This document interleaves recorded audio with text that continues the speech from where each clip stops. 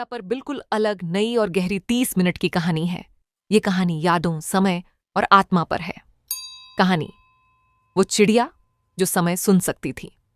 गांव के बाहर एक पुराना पीपल का पेड़ था। इतना पुराना कि लोग कहते थे उसने कई पीढ़ियों को जन्म लेते और मिटते देखा है। उसी पेड़ की सबसे ऊंची डाल पर रहती थी एक छोटी सी स्लेटी चिड़िया।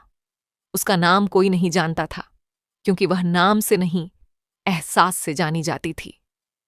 चिड़िया की अजीब खासियत, यह चिड़िया बाकी चिड़ियों जैसी नहीं थी। वह भविष्य नहीं देख सकती थी, न ही कोई जादू करती थी, लेकिन वह समय की आवाज सुन सकती थी। जब कोई बहुत दुखी होता तो हवा की सरसराहट बदल जाती। जब कोई खुश होता तो पत्तों की खनक अलग हो जाती, और जब कोई हार मान लेता तो पूरा आसमान चुप हो जाता। मीरा और टूटी हुई हंसी पीपल के पास ही रहता था एक छोटा सा घर। वहां रहती थी मीरा, 8 साल की, पर आंखों में उम्र से ज्यादा थकान। मीरा पहले बहुत हंसती थी, लेकिन एक दिन उसके पापा शहर कमाने गए और लौटे नहीं। उस दिन से मीरा की हंसी कहीं रास्ते में गिर गई। पहली मुलाकात, हर शाम मीरा पीपल के नीचे बैठती और मिट्टी में उंगली से गोल गोल आकृतियां बनाती। एक दिन वह स्लेटी चिड़िया नीचे उतरी, न डरी न फड़फड़ाई, बस मीरा के पास बैठ गई।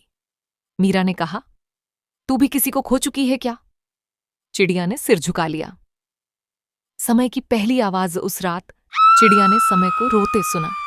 हवा ने कहा, यह बच्ची टूट रही है। पेड़ ने कहा, अगर यह चुप रही तो इसके सपने सूख जाएंगे। चिड़िया को समझ आ गया, अब उसे सिर्फ चिड़िया नहीं रहना है। बारिश और सच, अगले दिन बारिश हुई। मीरा फिर पीपल के नीचे थी। चिड़िया उसके कंधे पर बैठी और पहली बार बोली। हाँ, वह बोल सकती थी। जो चला जाता है वो हमेशा दूर नहीं होता। मीरा चौंकी। तू बोलती है? चिड़िया बोली। मैं समय सुनती हूं और समय कहता है तू अभी खत्म नहीं हुई। मीरा का दर्द, मीरा फूट फूट कर रो पड़ी। मेरे पापा नहीं आए, मम्मी हर रात चुपचाप रोती हैं, मैं कुछ नहीं कर सकती। चिड़िया बोली, तू सांस ले रही है, यही बहुत है। छोटी छोटी शुरुआत। अगले दिनों में चिड़िया मीरा को छोटी बातें सिखाने लगी। हर सुबह पेड़ को नमस्ते, हर शाम आसमान को धन्यवाद, और हर रात खुद को माफ करना। मीरा फिर से हंसने लगी, धीरे, बहुत धीरे। समय का इम्तिहान। एक दिन गांव में खबर फैली, पीपल का पेड़ काटा जाएगा। मीरा दौड़ कर आई। अगर पेड़ गया तो तू कहां जाएगी? चिड़िया बोली, जहां समय मुझे बुलाएगा। विदाई की रात, उस रात हवा बहुत तेज थी, समय चुप था। चिड़िया जानती थी अब जाना होगा। मीरा रो रही थी। मत जा, चिड़िया ने कहा, अब तू समय सुन सकती है। आखिरी उड़ान सुबह। चिड़िया उड़ गई, लेकिन आसमान खाली नहीं लगा। सालों बाद मीरा बड़ी हुई। वह गांव में बच्चों को पढ़ाने लगी।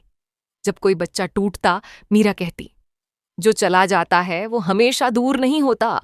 और पीपल की जगह अब एक नया पेड़ था, उस पर एक स्लेटी चिड़िया।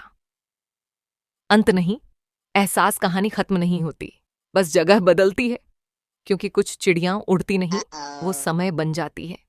ऐसे ही और कहानी के लिए सब्सक्राइब करें। Thanks for watching.